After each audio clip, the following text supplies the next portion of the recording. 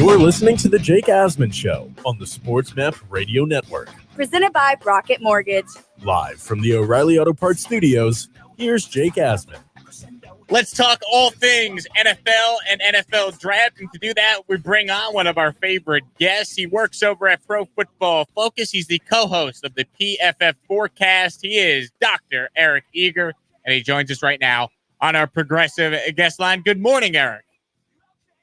Jake, how's it going, man? I'm hanging in. So, great to get you on. Obviously, you guys have done such a great job over at PFF, extensively covering this draft for months. Now that it's, come and gone, when you look back on it, Eric, which teams in your mind had the best draft? I think you have to look at Chicago. They were able to get Justin Fields for far less than what the Niners were able to get Trey Lance for. And I think Trey Lance is not quite as good of a prospect as Fields. So that was a good one. I think, despite the trade up to get Elijah Vera Tucker, I think you have to be happy. You specifically as a Jets fan, you have to be happy with what the Jets got. I'm also, a big fan of what Cleveland and Baltimore have done. I think those teams all got better and got better at a faster rate than the rest of the teams in the league this week. How surprised were you that Fields was even there at 11 for the Bears to move up and get? It was a surprise. I mean, I was somebody who, I didn't think it was Mac Jones, and then I didn't even give much thought to Lance until later on in the process. But it was certainly something that surprised me because I think most in the conversation with Zach Wilson to be the second guy. And while I like Wilson a tad more, for him to be in the conversation, not even to make a top 10 pick, to me seemed crazy. Dr. Eric Eager with us here, of course, with Pro Football Focus. You mentioned a couple other teams there in which you like their draft. You mentioned the Jets, and you brought it up. I am a Jet fan. So, Dr. Eric, I got to be honest, I'm usually very negative with the Jets, but the last 2 years now, since Joe Douglas has actually been able to draft, he's addressed the offensive line. Last year, they made the move to get Denzel Mims. This year, they follow that up and go all offense for the first 4 picks. Do you like the direction that the Jets are headed, giving Zach Wilson a legitimate chance to be successful? Well, I think that's it, right? I mean, the hard part with Sam Darnold is that, I think most of us would, if we gun to our head, would say he's not very good. But there's always that little part of us that's like, well, do we really even know? Did they give him enough to even be able to properly evaluate him? And I think, with Wilson, I think he's a better prospect to begin with. But I think the best part about it with Wilson is that, we'll know. I mean, you go with Mims last year. You trade away Jamal Adams, get 2 first-round picks, replace him with Ashton Davis, who I think is a good football player. And then this past year, Elijah Vera Tucker is going to be a good guy on the interior. Mekhi Becton, along with him, Elijah Moore was a great prospect. Got him at a good value at 34. And then, you waited till 107 to get a running back. And Michael Carter, was about as good as Javonte Williams, who was taken, 2 rounds earlier. So it was, I think, a very good draft for them. They did well in free agency to get Lawson as well as Corey Davis. So, the division's harder than it was, right? It's much harder than it used to be with the Dolphins and the Bills being good. But the Jets right now, I think, have, a fairly good shot at being competitive this year. Dr. Eric Eager with us here. As far as Zach Wilson, looking at all the grades and the rankings coming in, I know you were high on him. How do you think he fits with the offense they're going to be running under Mike LaFleur? And just evaluating Wilson as a prospect, how difficult was it given the fact he had this one great season, but he's doing it, of course, against lesser competition at BYU? Yeah, I mean, he's also throwing the ball to like Mitt Romney's nephew. So like there's a bit of like, Fields played harder competition, but also had Chris Olave. Mac Jones had Devontae Smith, and for a lot of time, Jalen Waddle. Trevor Lawrence had Cornell Powell as the draft pick by the Chiefs. And then earlier in his career, he got guys like Justin Ross, Higgins, and stuff. So, it cuts both ways. I mean, he's got an extremely good arm. I think the pictures of him that make him look like a high schooler, like underscore the fact that he is a bigger, he's tall guy. He can probably bulk up a little bit. I think the world of him as a prospect, and I'm glad the Jets overlooked some of the noisy things and took him there because I think he'll be pretty good. What did you make of the Niners? They end up, of course, trading away a total of 3 first-round picks. They move up, and the guy everyone thought they were taking at the beginning of all this ends up being there at 15 for the Patriots, and instead the Niners go with Trey Lance. Yeah, I think it shows, I'm a fan of trading up for quarterbacks, but at the same time, when there are 3 available and you opt for one that I don't think is the best one, I think it's less of a good gamble to do it that way. So, to me, I'm not the biggest fan of the pick.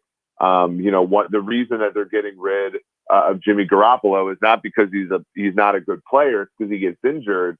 Well, to me, it's like, Trey Lance is not necessarily going to have a play style that's conducive to staying healthy if he's used optimally, much in the same way that Cam Newton hasn't for Carolina and so on and so forth. So it was just a little bit of a puzzling move for the Niners. I think Justin Fields going to them would have made winning the NFC West for any other team extremely hard. But luckily for those teams, they decided to go with the bigger project.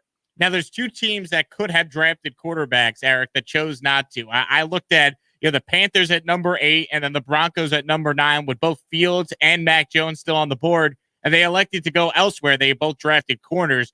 Were you surprised that both Carolina and Denver passed on potentially taking a quarterback in that spot?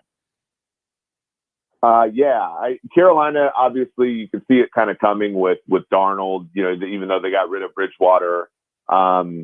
So it makes sense, I guess, but I still would have taken a quarterback there to compete. Darnold, the hard part with Darnold is that he'll probably be okay with Joe Brady, but then Joe Brady will get a head coaching job, and then you're stuck with Darnold on his nth, offensive coordinator in as many years. So I just don't know what Carolina is doing at the position really. And then Denver, you got to think that they're gearing up to get Rodgers, because that was the only thing that made sense about overlooking Justin Fields there. We thought they'd be a candidate to trade up for a player, let's say with the Dolphins, and they instead hang back, take Patrick Surtain on a defense where they already have Ronald Darby, Kyle Fuller, Bryce Callahan, Michael Ojemudia. Like they're just a deep defense, which, if Rodgers goes there, then they're primed to win a championship. But if he doesn't, they're kind of stuck holding the bag. How do you think the Rodgers situation does play out ultimately?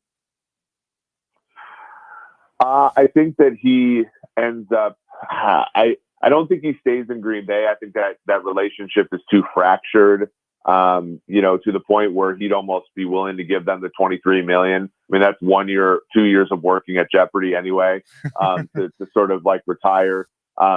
Green Bay's not an easy place in many ways. Like they worship you, but they also expect you to be all football all the time. And Rodgers is not. Rodgers seems like a complicated person who has many interests and has many talents. And relative to Brett Favre, I think that rubs a lot of Wisconsin people, I think, wrongly, the wrong way. So I can see him wanting out. I think Denver would be a good opportunity. I don't think he would cower at the idea of having to go against Herbert and Mahomes twice a year for the division title, and it would make the league a lot of fun. Dr. Eric Eager with us here, talking all things NFL and NFL draft. You can find Dr. Eric on Twitter at PFF_Eric.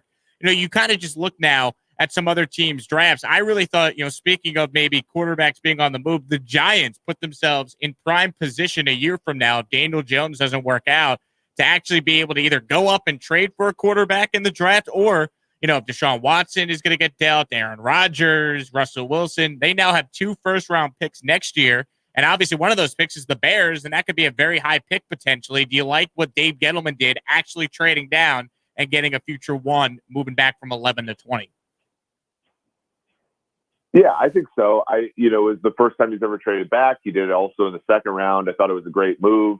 I personally would have just taken Justin Fields if I were the Giants and said, because 2 quarterbacks on rookie deals, even in the top 10 or 11 picks, you're still not paying as much as the Vikings are paying for Kirk Cousins. So it would put some competition in there and give you some risk buffering. But the second best move was to do what they did. And And I think right now, with all the talent they put around Daniel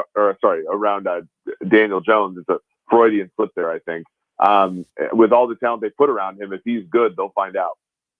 It's just fascinating to me because it basically sends a message, as you kind of alluded to there, to Daniel Jones. Hey, we're giving you a healthy Saquon Barkley. We added Kenny Galladay. We signed Kyle Rudolph. We already had, some pieces in place that are slotted better. We, of course, take a wide receiver and Tony in round one. Like, is this a put up or shut up year for Daniel Jones now? I think it has to be. Yeah. And in the same way that what the Broncos did last year with Drew Lock, it's like you take a tight end and a wide receiver around, in 1 and 2, the quarterback is, either, can't hide from it or he can thrive in it. And that's I think a smart thing for teams to do, because ultimately, the only thing worse than quarterback busting is a quarterback, not knowing, right. And having to waste another year on that player. I don't think the Giants will waste another year on Daniel Jones after this one if he's not good enough to do the job. Dr. Eric Eager with us here. Finally, Dr. Eric, if you had to pick one pick that was made from this past weekend that you think is going to be maybe the steal of the draft or maybe a move that's kind of flying under the radar, was there a team that made a particular pick that you're super high on? Well, that's a good question. A steal of the draft. Look, I'm going to go with Kansas City because I think the offense is going to be so good that this person is going to get a lot of opportunities. And we might, think of this guy as a, possibly one day a 10 touchdown guy. But I think Cornell Powell of Clemson going to Kansas City, around, I believe, 5. He probably will play 3 wide receiver sets right away.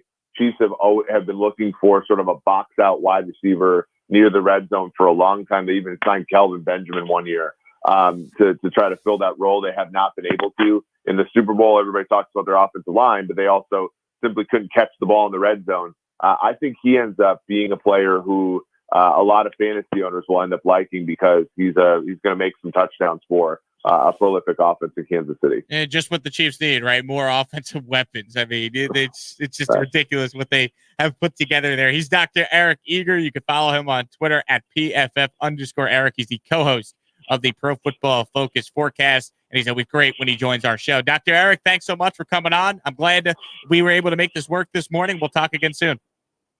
Thanks for having me on, man. Have a good one. Absolutely. Dr. Eric Eager with us there on our Progressive guest line. Drivers who save with Progressive save over $750 on average. Coming up next, we talk about the Mets and their new hitting coach, because last night they fired their current hitting coach. We'll get to that next. Jake Asman with you here on a Tuesday morning on Sports Map Radio.